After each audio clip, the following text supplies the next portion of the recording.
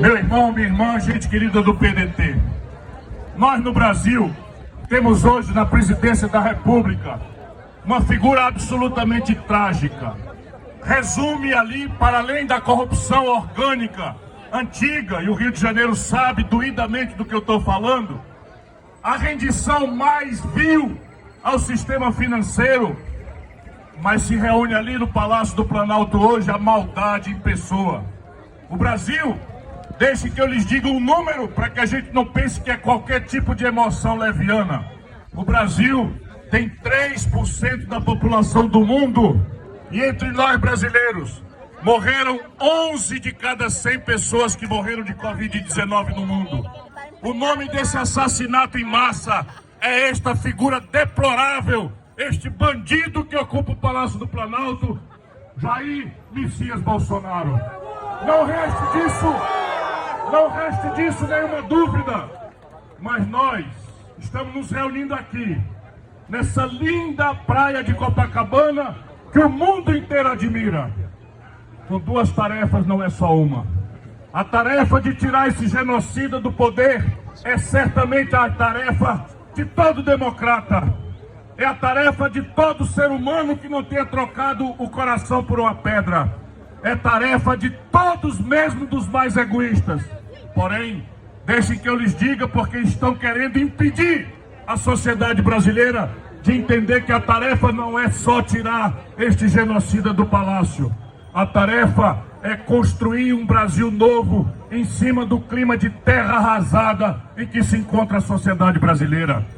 Enfrentar o fascismo, derrotar o fascismo, necessariamente nos pede para entender por que uma nação de gente tão boa, de um povo tão decente e trabalhador, tão amável como o povo brasileiro, como é que pode quase 70% do eleitorado do Rio de Janeiro, uma cidade de uma vibração e de uma intensidade cultural que o mundo inteiro admira, como pode, paremos um pouco para pensar, com humildade, com respeito ao nosso povo, por que 70% quase do povo do Rio de Janeiro votou nesta figura trágica que é o Bolsonaro?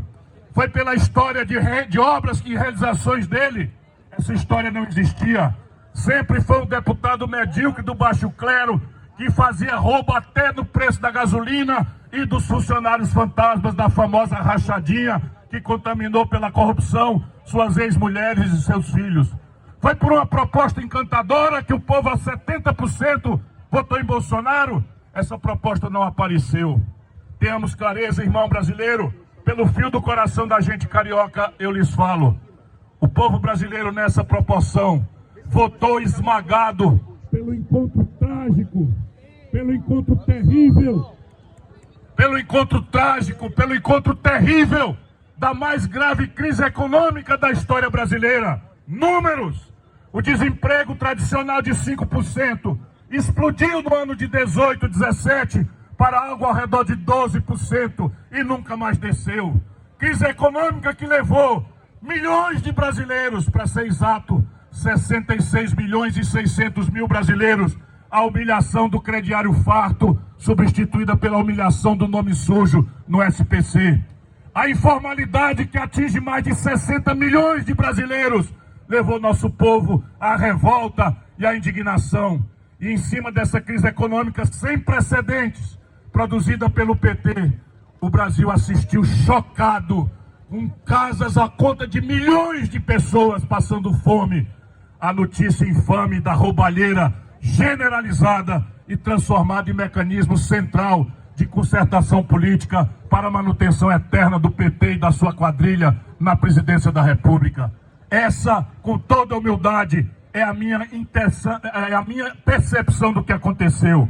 É assim que eu consigo entender com muito amor e respeito, por que o povo vota numa proporção de 70 de cada 100 numa figura trágica e bandida como Jair Messias Bolsonaro. Portanto, companheirada, a nossa tarefa não é fácil, a nossa tarefa não é simples, mas a nossa tarefa é necessária e patriótica.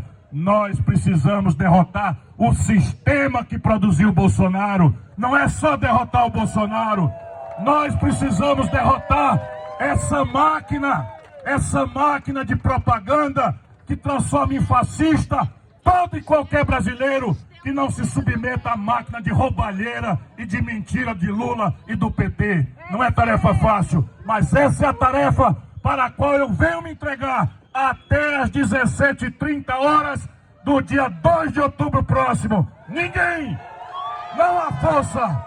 E eu conto com todos e com cada um dos brasileiros. Só quero, como sei que sou a esmagadora maioria, o apoio dos humilhados, o apoio dos que estão constrangidos na dívida, o apoio daqueles que estão no bico, na informalidade, mirando o futuro de velhice sem nenhuma proteção. Eu quero o apoio do Brasil para reconciliar a nossa nação ao redor de um projeto emancipador. Fora o sistema financeiro, fora a ladroeira política, fora Bolsonaro, fora PT, viva o trabalhismo!